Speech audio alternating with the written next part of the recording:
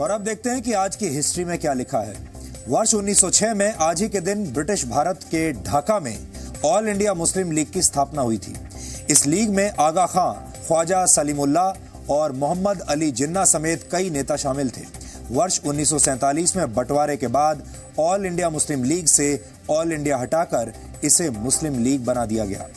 वर्ष 1943 में आज ही के दिन नेताजी सुभाष चंद्र बोस ने अंडमान और निकोबार के पोर्ट ब्लेयर में भारत की आजादी का झंडा फहराया था। यह भारत का पहला हिस्सा था जो ब्रिटिश हुकूमत से आजाद हुआ था। वर्ष 1942 में दूसरे विश्व युद्ध के दौरान ब्रिटेन और जापान की सेना के बीच युद्ध चल रहा था और उसी दौरान नेताजी की आजाद हिंद फौज को जापान का समर्थन मिल रहा था। इराक के पूर्व राष्ट्रपति और तानाशाह सद्दाम हुसैन को वर्ष 2006 में आज ही के दिन बगदाद में फांसी दे दी गई थी।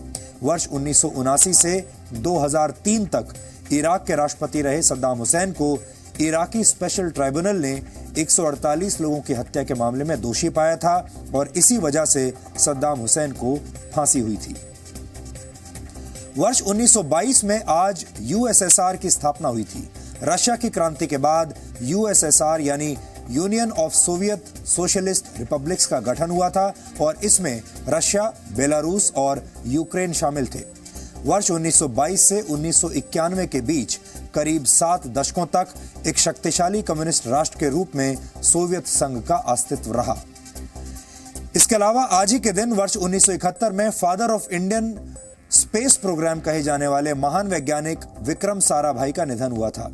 ये उनकी कोशिशों का ही नतीजा है कि हमारे देश को इसरो जैसा शानदार संस्थान मिला। डॉक्टर होमी जहांगीर भाभा के साथ मिलकर डॉक्टर विक्रम साराभाई ने देश का पहला रॉकेट लॉन्चिंग स्टेशन तिरुवनंतपुरम में बनाया था। और ब्रिटिश कवि और मशहूर उपन्यासकार रुडयार्ड किपलिंग का जन्म आज ही के दिन वर्ष 1865 में मुंबई में हुआ था।